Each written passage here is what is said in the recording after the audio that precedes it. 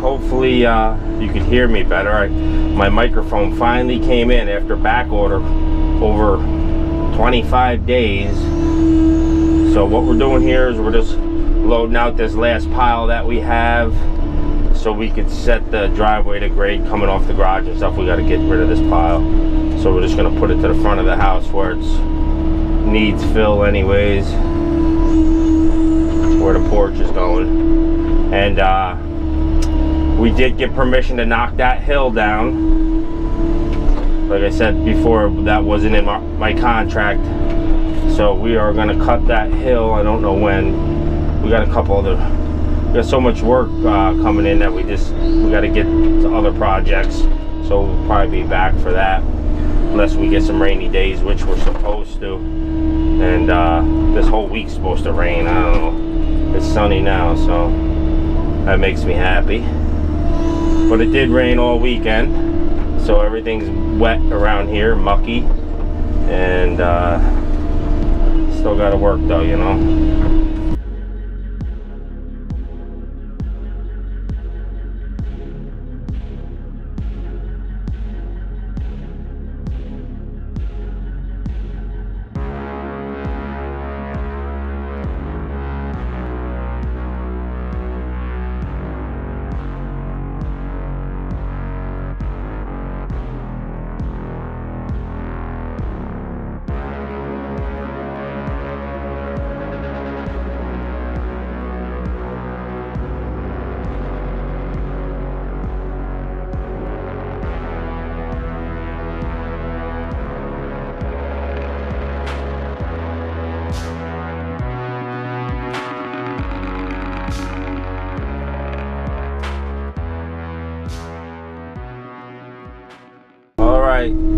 So the reason why I cut it like this, you want to cut all your piles like this when you're stockpiling them. For the most part, it keeps all the water from soaking in. Once you know how we TP our piles, then it will come right off, and it keeps everything dry. You see how dry? We had severe rain, and these piles are dry.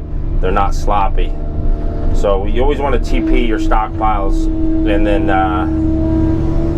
it makes life a lot easier when you go to move them. The other thing is how, in case you're wondering why I grade the top off like this, it's just to keep the pile tight when you're moving it. It packs it together and keeps it from spreading all over and then crowding it to the machine when you're pulling it and whatnot. It just keeps everything organized, because otherwise you get into a mess. You got to move the machine all around to try to move it. So if you just want to tap it down, you know, pack it in as you take it out, and then it stays together. It won't spread all over the place. And it also, when it's knocked down, it doesn't get in all your pins and stuff, because if you're digging into a side of a pile that's 8 foot above you, when you dig like this, that whole pile just comes down in the side and it gets all in your pins, and that's what wears a machine out. So try to move dirt as efficient as you can. That's why we're moving it with a dump truck too.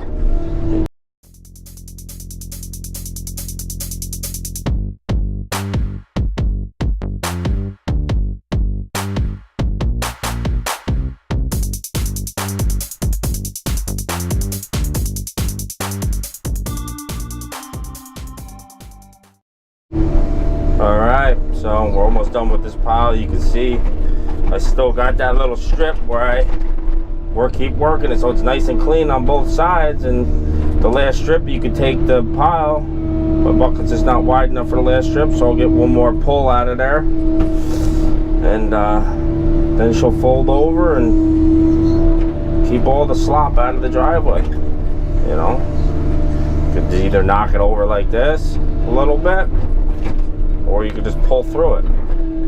I like to knock it over and then still have one more strip there, and everything on the right side where the driveway is going isn't all the loose material debris, because we already have that boxed out. So just keep knocking it over like so. All right, we're installing the P-stone so we can put our foam on, and these are the pitches for the garage. All this pitches out to, here's the garage door, so it pitches, this part's level, which is that part right there, So we just put up a string line like this. We have everything already cut with a laser, but we have to, and how we did that was we took, here's our 2 pieces of foam that go in, which is equivalent to 4 inches, should be anyways. Yeah, so 4 inches. Then we got 4 inches of concrete, which will give us 8. So when we, from our string line, this string line that we laid up already has the pitch, top of the wall, and it's 3 inches down there. So it'll give us a 3-inch pitch. So no matter what, this has to read 8 inches when you put your piece stone. So there should be like 1.5 inches to 1 inch. We gave ourselves enough room. Then the piece stone allows you to bed this nice and flat, so there's no air under it or gaps. Then the other piece will go the opposite way, and then you should have 4 inches for concrete. And there you go, 4 inches for concrete. And that's how we're going to figure it, and that's how the whole house gets done, everything. So there's really not much room for air by cutting the grade. You got to be dead on. You can always make up with it if you're a little low with the piece stone, but if you're high, you're in trouble, because by the time you build all up, you got 2 inches up there, you only got 2 inches of concrete, so you'd be in trouble. So you want to figure out all that math before you go ahead and install the piece stone. All right, so we got those screeds going in of dry stone on the left and the right, and then we'll just mat that's to the height. Then we'll just take this, throw it down in there, and rake it out to those spots, and this should be pretty close at that point. All right, got the piece stone going in nicely. Really nice to work with stuff. It's so fine that it just rolls off the shovel and rake and whatever you're using.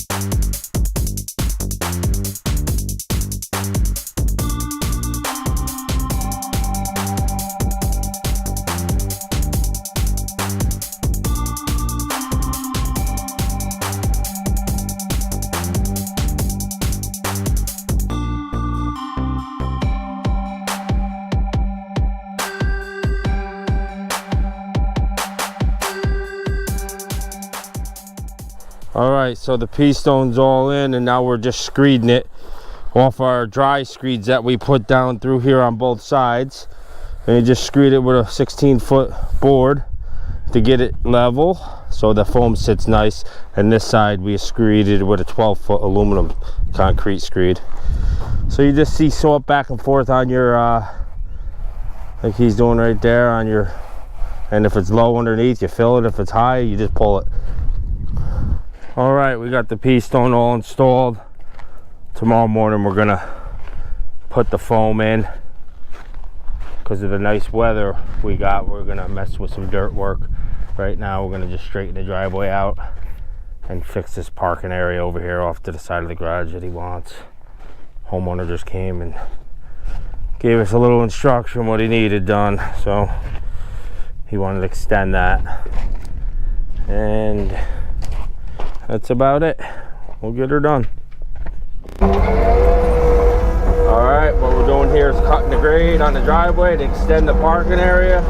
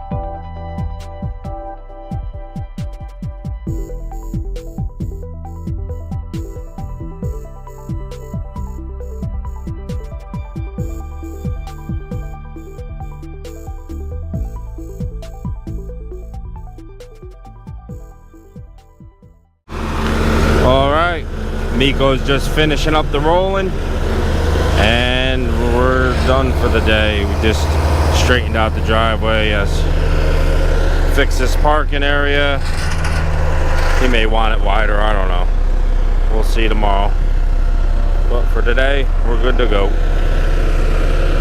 P-stones in, foam tomorrow.